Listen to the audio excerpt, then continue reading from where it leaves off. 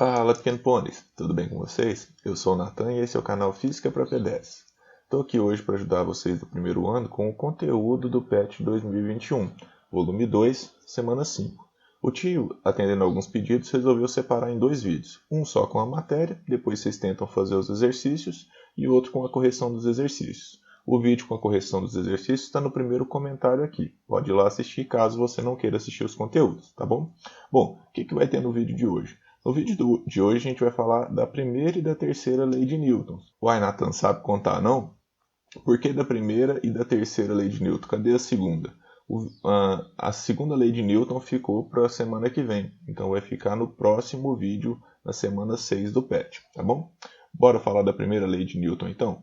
A primeira lei de Newton, que é conhecida como lei da inércia, é aquela lei que fala que o corpo tende a manter o seu estado dinâmico. Um corpo parado tende a continuar parado, e um corpo em movimento, de forma simplificada, tende a continuar em movimento. E é por isso que as listras da zebra aqui, elas se acumulam próximo ao pescoço, porque quando a zebra freia, as listras não sabem de nada e continuam o seu movimento, só param quando chegam na cabeça. Tudo bem? Bom, o que fala a lei da inércia então de forma completa? Um corpo em repouso ele tende a permanecer em repouso, e um corpo em movimento ele tende a permanecer em movimento. Não em qualquer movimento, um movimento retilíneo e uniforme. E a inércia acontece até que uma força resultante atue sobre o corpo. Então a inércia só vai acontecer quando a força resultante é igual a zero. Nathan, mas o que é esse movimento retilíneo uniforme? Eu não lembro mais. Movimento retilíneo é aquele movimento que a trajetória é uma linha reta. E uniforme quer dizer que a velocidade é constante. Então um corpo que está em movimento ele tende a manter uma trajetória retilínea e sempre a mesma velocidade, tá bom? E a inércia só acontece quando a força resultante sobre o sistema é nula. Todos os corpos têm tendência a manter o seu estado dinâmico? Tem inércia? Sim, todos os corpos têm inércia. Mas quanto maior a massa do corpo, maior vai ser a inércia dela.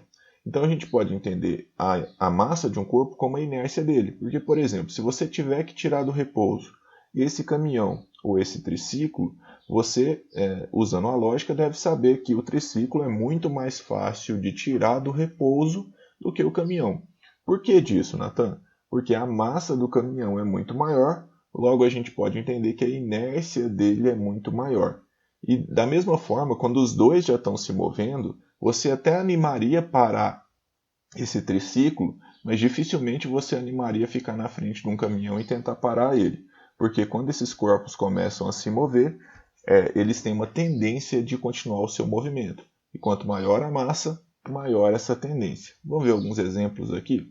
Então, quando alguém puxa uma toalha bem rápido de cima da mesa, se a gente considerar o coeficiente de atrito, o atrito entre o forro e os objetos que estão em cima da mesa muito pequeno, a gente pode considerar que não houve força resultante. Então o copo, os pratos que estão aqui em cima, eles tendem a continuar do mesmo jeito. Se eles estão parados, eles tendem a continuar parados também. Tudo bem? E aí, quando a gente está se movendo, como por exemplo num carro, e o carro freia, a gente tem a sensação de ser jogado para frente. Mas na verdade a gente não foi jogado. Nosso corpo continua em movimento e até que uma força resultante atue sobre nós, até que alguém segure a gente continua a se mover. Então quando a gente bate no banco, ou quando a gente consegue apoiar a mão, a gente para de ir para frente. Porque para a gente mudar o nosso estado de inércia, a gente precisa de uma força resultante, tá bom? Então um corpo em movimento, ele tende a continuar em movimento. Para o carrinho, e se ninguém segurar as moças, elas caem no chão. E as folhas, até que pelo efeito da gravidade elas caiam, se elas estão paradas, elas tendem a continuar paradas também. Então tem um delay entre a queda dela, porque o fato de ela estar livre não fazem elas moverem logo de cara. É a ação da gravidade, tudo bem? No espaço tem uns experimentos muito interessantes. Como lá entre a nave e os passageiros não existe uma gravidade resultante, todos estão se movendo com a mesma aceleração, um corpo que começa a se mover em trajetória retilínea, ele mantém essa trajetória retilínea o tempo inteiro. Então, trajetória sempre retilínea por inércia, tudo bem? E um corpo em repouso, ele tende a continuar em repouso. Se não tivesse a gravidade para os corpos caírem, os corpos tenderiam a ficar em repouso, tá? E aqui mais uma vez, né, puxando o forro da mesa, se o coeficiente de atrito for muito pequeno e o tempo de ação também for muito pequeno, a gente pode considerar que não houve força resultante. Então os objetos continuam parados por inércia, tudo bem? É claro que a força resultante não vai ser exatamente zero, e é por isso que eles dão uma chacoalhadinha aqui. Mas a gente pode entender que a força foi muito pequena e considerar ela igual a zero. Só toma cuidado quando for fazer em casa, tá? Principalmente com seu irmãozinho. Funciona bem, mas tem que tomar cuidado com o irmãozinho. Tudo bem? Então, mais alguns exemplos aqui. Se você já viu Olimpíadas, lá tem um lançamento de martelo. E se eu estou com um alvo por aqui assim, que lugar que eu devo soltar o martelo para que ele vá nessa direção? Eles ficam girando o martelo e deve soltar ele quando ele está aqui do lado. Por que isso, Nathan? Porque nesse ponto ele está indo para cima. E quando eu solto o objeto, ele para de fazer esse movimento curvilíneo. Porque quando não tem força resultante, o corpo se move por inércia. Então ele se move sempre em uma trajetória retilínea e com velocidade constante. Tudo bem? Olha só, depois que ela solta, o objeto segue uma trajetória retilínea. Beleza? Bom, e nas curvas? Você já deve ter reparado que quando a gente está viajando de carro, o carro faz uma curva, a nossa cabeça parece que é jogada para o lado. Mas na verdade, a nossa cabeça ela só quer manter uma trajetória retilínea. Então aqui está a cabeça de alguém que está no banco de trás, por exemplo. Esse carro nem tem banco de trás, né? Mas pense que é a cabeça de alguém que está no banco de trás.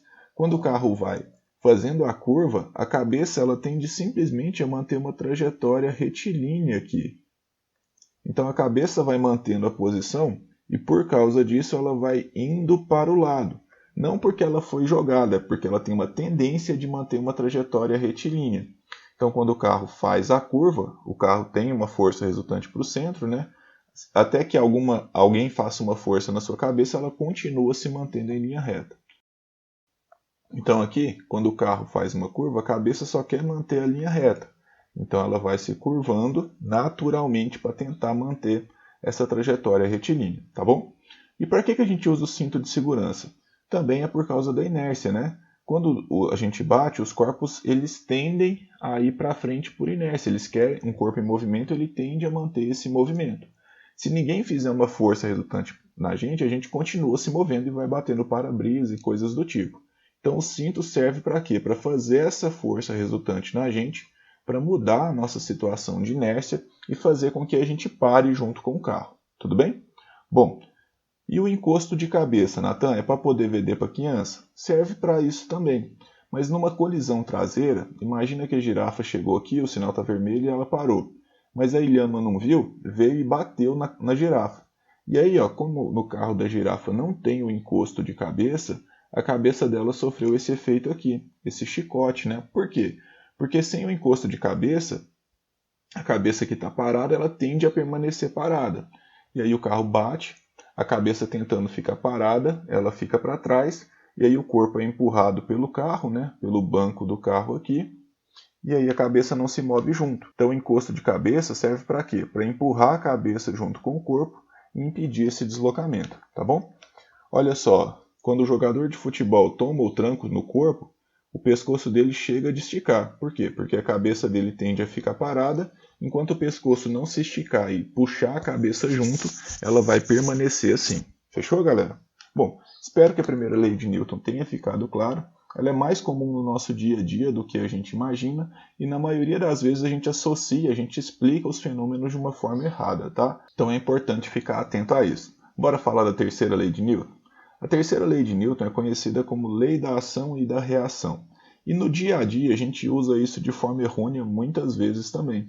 Porque a gente fala, se o meu namorado me traiu, eu vou lá e vou trair ele também. Se você me bateu semana passada, eu vou juntar meus amiguinhos e vou te bater também. Se você falou mal de mim, eu vou falar mal de você também. Mas Newton não estava falando de todos os tipos de ação e reação, e nem necessariamente desses tipos de ação e reação. Newton fala que as forças existem aos pares, que para cada força de ação existe sempre uma força de reação. De certa forma, ele estava falando que toda briga é um empate, porque toda vez que existe uma força, existe uma força inversa também. As forças sempre existem aos pares. Nem dá para a gente saber quem é a ação e a reação de certa forma, porque as forças elas acontecem simultaneamente. Vamos tentar entender isso aqui um pouquinho melhor? Bom, então Newton falou, né, que as forças, as interações entre os corpos, elas sempre acontecem aos pares. Então, para cada força de ação, existe uma força de reação. Para cada força gerada, existe uma força inversa gerada também. De forma que as duas sempre vão ter o mesmo módulo. O que é módulo, Nathan? Nunca ouvi falar disso. Módulo é o valor. As duas vão ter a mesma intensidade, o mesmo valor, a mesma direção, a mesma inclinação. Porém, cada uma vai apontar no sentido oposto. Vamos aqui para uma mesa de sinuca, que a gente tem uma bola aqui. Quando a bola branca vem e bate nessa, essa vai embora. Se a gente for pensar, parece que só a branca bateu na preta.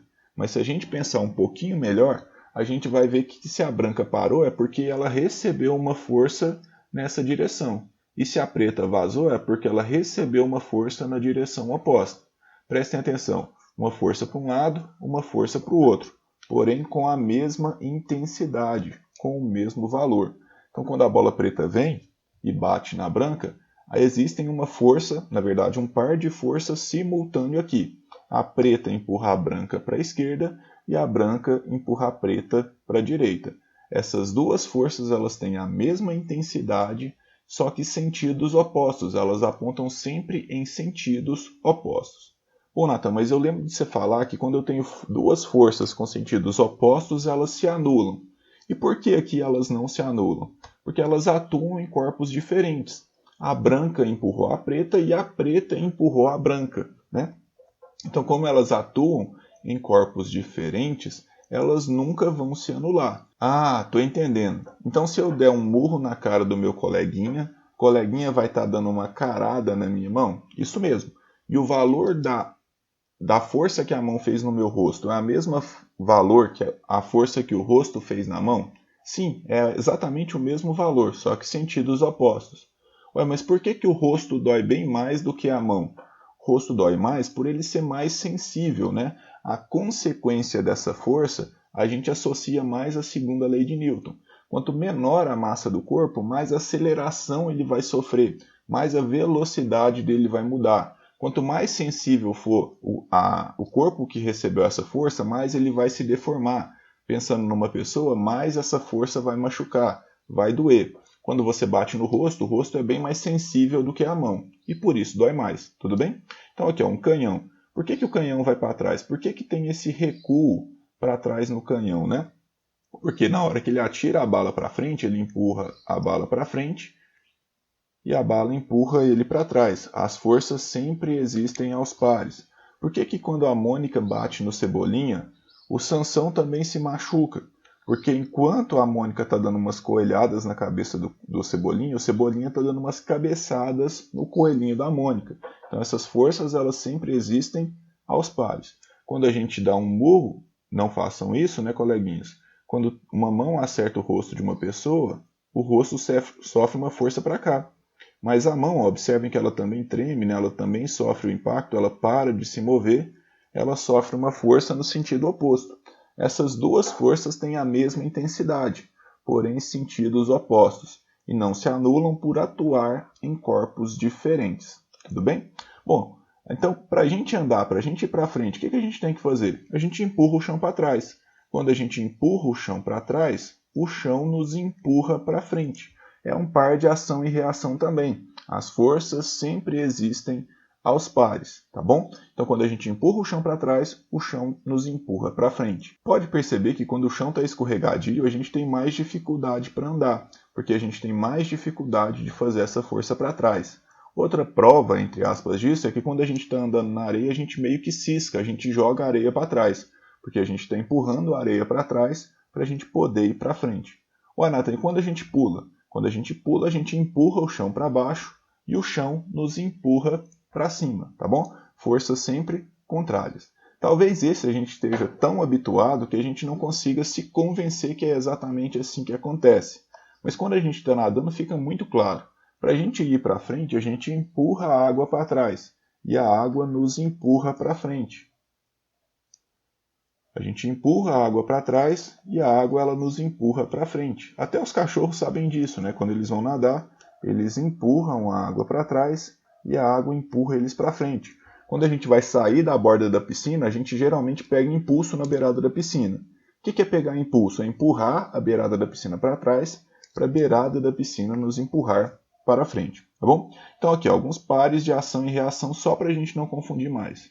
Se a gente falar que o pneu empurra a estrada é a ação, qual que vai ser a reação? Se o pneu empurra a estrada, a reação é o contrário, né? A estrada empurra o pneu. Quem faz a ação é sempre quem recebe a reação. Beleza. O foguete empurra o gás empurra o foguete. Quando uma espaçonave está querendo aumentar a velocidade, por exemplo, ela começa a expelir gás. Quando ela empurra esse gás para fora, o gás empurra ela para frente. Ela empurra o gás para trás, o gás empurra ela para frente. Tudo bem? O homem puxa uma mola, a mola puxa o homem. Então, quando eu chuto uma bola, Nathan, qual que é a reação dela? O pé chuta a bola faz uma força contrária no pé. Tudo bem? Então, a Terra puxa a Lua puxa a Terra. Não precisa ser só forças de contato, né? Forças de ação à distância a gente também tem como pares de ação e reação. Então, quando a Lua gira em torno da Terra, a gente sabe que ela gira porque a Terra atrai a Lua, com uma força que a gente chama força gravitacional. E a Lua atrai a Terra com a mesma intensidade. Então por que não é a Terra que gira em torno da Lua e é a Lua que gira em torno da Terra? Por causa da massa. A massa da Terra é muito maior que a massa da Lua. E isso faz com que os efeitos dessa força sejam maiores na Lua do que na Terra. O que não quer dizer que a Lua não gere influências na Terra. Além dos efeitos de maré, a Lua tem uma pequena órbitazinha aqui, que a gente considera desprezível a maior parte do tempo, mas que é gerada pela força gravitacional que a Lua exerce nele. Bom, galera, espero que vocês tenham entendido a primeira e a terceira lei de Newton, que o conteúdo tenha ficado claro. Qualquer dúvida, deixa nos comentários que o tio ajuda. Tente fazer os exercícios e assista o próximo vídeo para que você possa corrigir, tá bom? Forte abraço, galera. Até mais. Feliz Natal. Tchau.